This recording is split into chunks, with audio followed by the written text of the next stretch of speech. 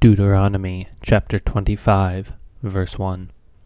If there is a dispute between men, and they come into court, and the judge decides between them, acquitting the innocent and condemning the guilty, then if the guilty man deserves to be beaten, the judge shall cause him to lie down and be beaten in his presence with a number of stripes in proportion to his offense. 40 stripes may be given to him, but no more, lest, if one should go to beat him with more stripes than these, your brother be degraded in your sight. You shall not muzzle an ox when it is treading out the grain. Laws concerning Levirate marriage. Verse 5. If brothers dwell together, and one of them dies and has no son, the wife of the dead man shall not be married outside the family to a stranger. Her husband's brother shall go into her, and take her as his wife, and perform the duty of a husband's brother to her. And the first son whom she bears shall succeed the name of his dead brother, that his name may not be blotted out of Israel.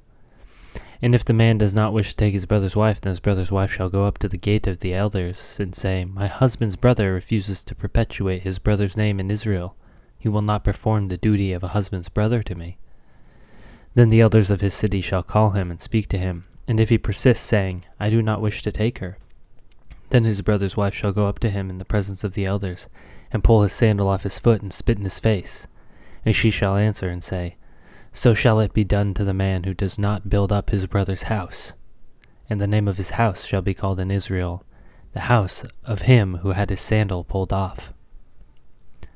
Miscellaneous laws, verse 11.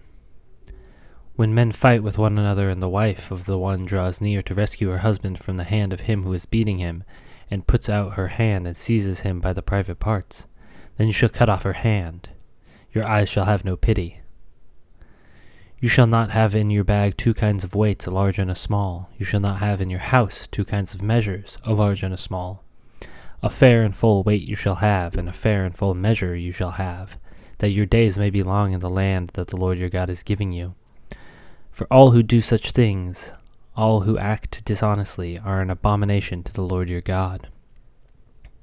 Remember what Amalek did to you on the way as you came out of Egypt, how he attacked you on the way when you were faint and weary, and cut off your tail, those who were lagging behind you, and he did not fear God.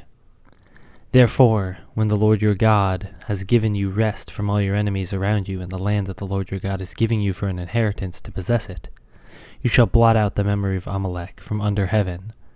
You shall not forget.